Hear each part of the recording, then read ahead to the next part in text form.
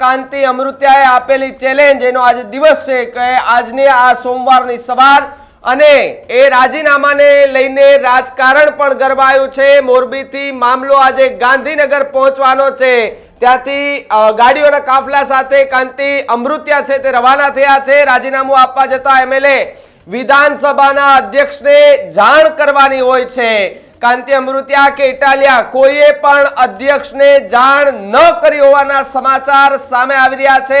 બંનેમાંથી એક પણ એમએલએ અધ્યક્ષનો સમય ન માંગ્યો હોવાના સમાચાર અત્યારે મળી રહ્યા છે। ચેલેન્જ રમતા એક પણ એમએલએ નથી માંગ્યો વિધાનસભાના અધ્યક્ષ પાસે સમય।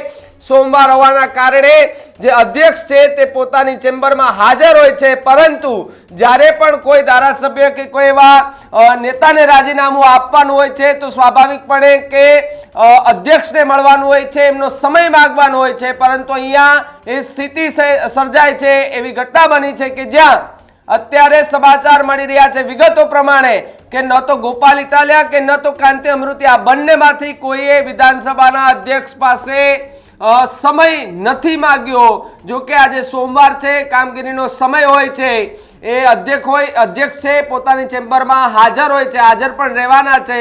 પરંતુ ગઈકાલે પણ જ્યારે જે પત્રકાર સાથે ચર્ચા કરી હતી ત્યારે મેં એમને સવાલ કર્યો હતો કે શું ખરેખર ભારતીય જનતા પાર્ટી કે જે કાંતિ અમૃત્યાને ઇજ્જત બચાવવા માટે રાજીનામું તો લઈ લે પણ સ્વીકારે નહીં, કારણ કે સમય નથી માંગવામાં આવ્યો, એવી પણ વાત અત્યારે સામે આવી રહી છે। જે દ્રશ્યો તમે જોઈ રહ્યા છો કે જ્યાં 150 ગાડીના કાફલા સાથે કાંતિ અમૃત્યા છે તે મોરબીથી ગાંધીનગર મામલો મેદાને લઈને નીકળી ગયા છે, અને આ મામલો હવે ક્યાં જઈને અટકે છે અને ક્યાં જઈને કેટલો મોટો મામલો થાય છે તો સમય આવશે ત્યારે જ ખબર પડશે। પરંતુ આ સૌથી મોટા સમાચાર કે જ્યાં ગોપાલ ઇટાલિયા અને કાંતિ અમૃત્યાની આ જે ચેલેન્જની જે લડાઈ છે, મોરે મોરાની જે વાત હતી, એ મોરબીથી મોરે મોરો હવે સીધો જ ગાંધીનગર ખાતે પહોંચવાનો છે। પરંતુ આ આખી વાત અને આખી આ ઘટના એની અસર ખરેખર 2027ની ચૂંટણીમાં પડશે કે કેમ એને લઈને પણ અનેક ચર્ચાઓએ અત્યારે જોર પકડ્યું છે।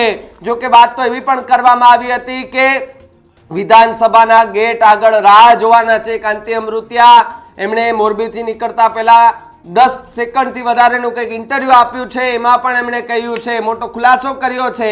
સાથે જ વિધાનસભાના અધ્યક્ષ છે તેની ચેમ્બરમાં પણ ગોપાલ ઇટાલિયાની રાહ જોવાના છે। તો બીજી તરફ એવી પણ વાત સામે આવી છે કે ગોપાલ ઇટાલિયા પણ કદાચ ગાંધીનગર પહોંચીને પ્રેસ કોન્ફરન્સ કરી શકે છે।